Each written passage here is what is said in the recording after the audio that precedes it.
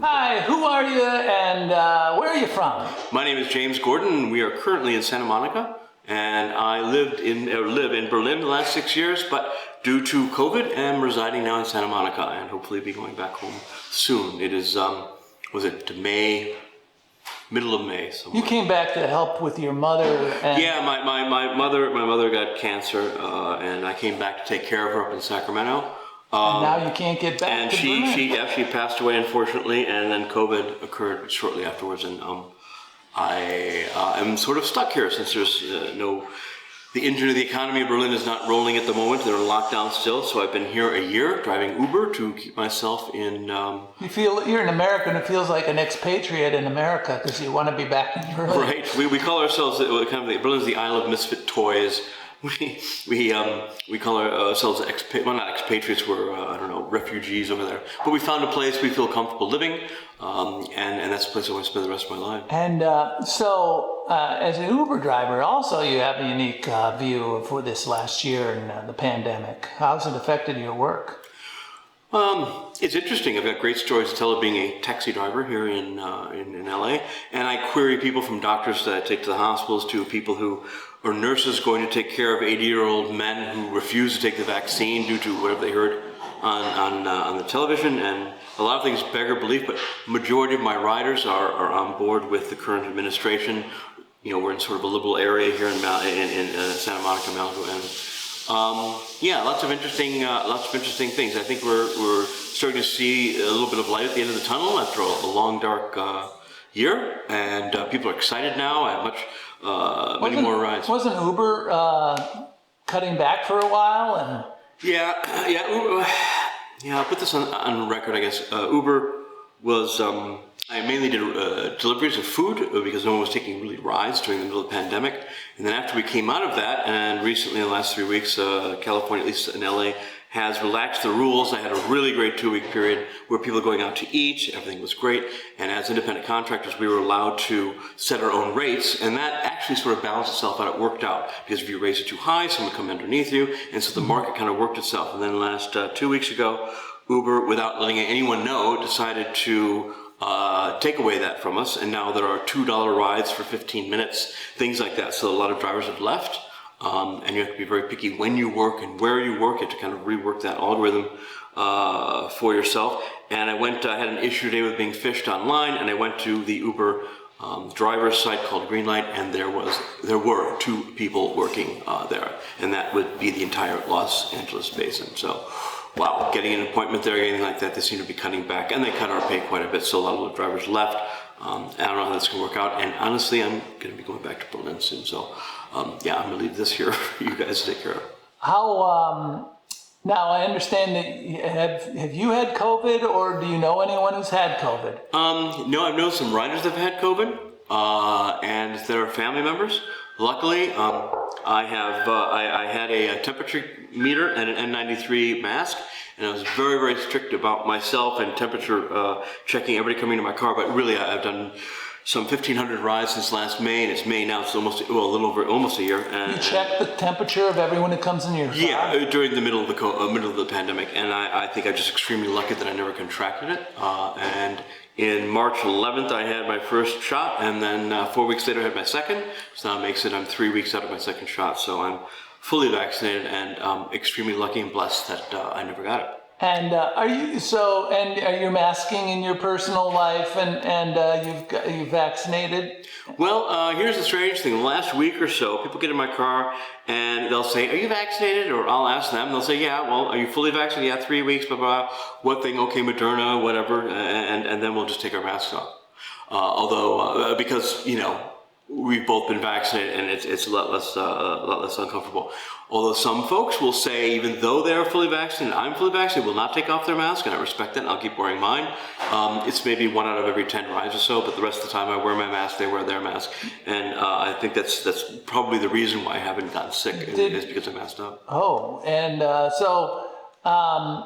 you didn't have any trepidation about getting a vaccination, and you had no problem believing the Oh Lord, no. I mean, look, we have guidelines on masking? no. I think masking is was very important and the critical thing. I don't think that it's really something we got off of touching things nearly as much as we did as that. And no trepidation whatsoever.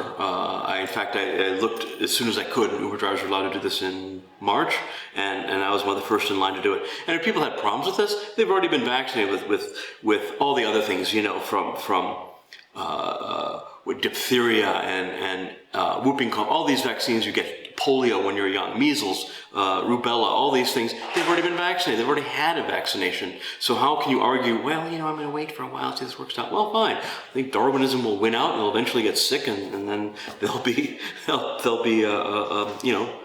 properly vaccinated in their own way.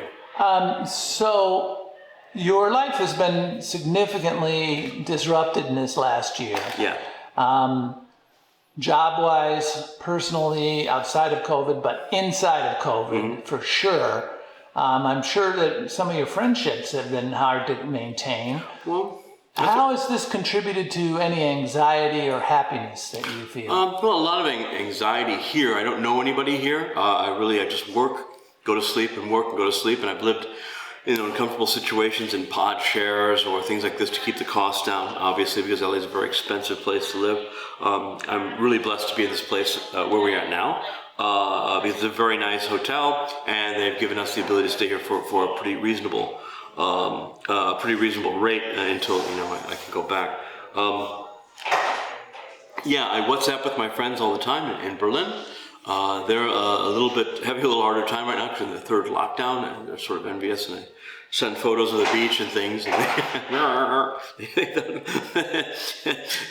my wife thinks you're, So anyhow, it's just sort of fun that way. But I'm looking forward to getting back. I'm looking as an opportunity. What opportunities? But have you been more anxious? Have you been less happy? Yeah. No, I've been really stressed out. When I come home from a day of work, I don't have my mother to speak with anymore. She's passed. I don't have really friends because of the timing. We usually speak once or twice a week to Berlin because it's 9 hours difference.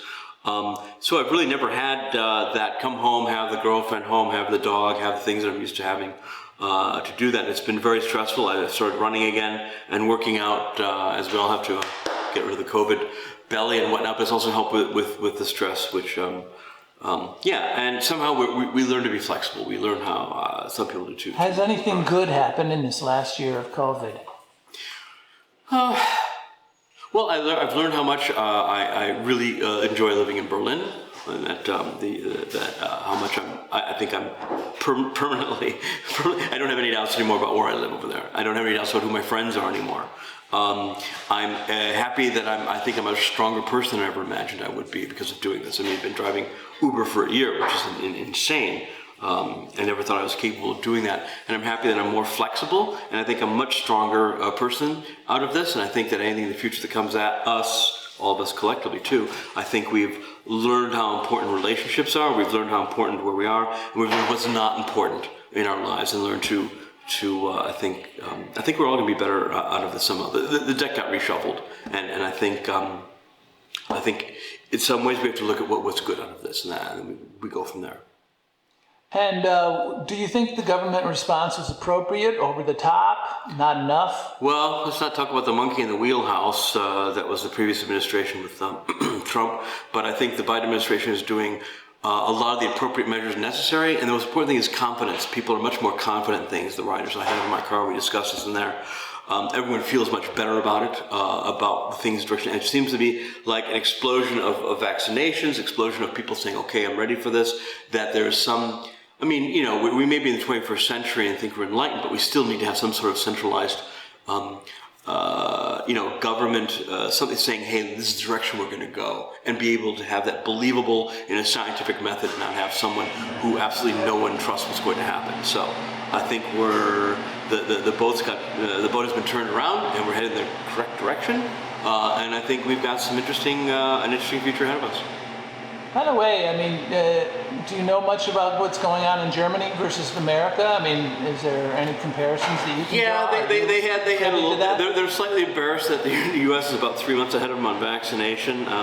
They have sort of city-states there, which they allowed to have their own sort of health rules. The federal government didn't have complete control over all that. So, like Bavaria is sort of a little bit like Texas, where we want to do our own thing. And so what occurred is the states that did all the lockdowns properly were cross-infected, especially with the British variant coming in, and made a mess of things. And so they federalized it about a month ago, federalized that, so all have to have this, and now they've kind of locked down for the last 3 weeks, and they're trying to vaccinate as many people as they can, and they bought a huge amount of Pfizer vaccines. So in my estimation, I'm going to go back in August, look for an apartment, and I'll probably be able to move back in October when the engines of the economy are rolling again. That's kind of my guesstimate on it. And this is my final question, and that would be, what do you think is the future for here in America? Have we turned a corner, or is masking our future and more vaccinations? What do you see going forward? The unknown is what we can do with the people who refuse to be vaccinated, or are not sure about that, whether we can educate them to do that, or what difference that makes to have them vaccinated or not, or whether that, and I think we'll just probably have to have a booster shot of some sort for things, but I think look, we all really want to get back to normal. I mean, we're a social animal, and that's, I mean, there's only so much we can really take before we start taking risks to get back to where we were. We can go, okay, we'll do this for a while, and then we'll start taking risks because we so much desire to have things the way they were, and it's an alien kind of a feeling to have this, to not be able to go do things we normally do. So I think that we'll find a happy medium between that. We'll keep people safe, and we'll allow ourselves our freedoms. It's a slow process, and I think we'll work it out just fine. Churchill once said, Americans wait until the very last minute to do the right thing, but then they do. Thank you very much on this day, May 10th, 2021, here in Santa Barbara, Thank California. you very much. Thank you.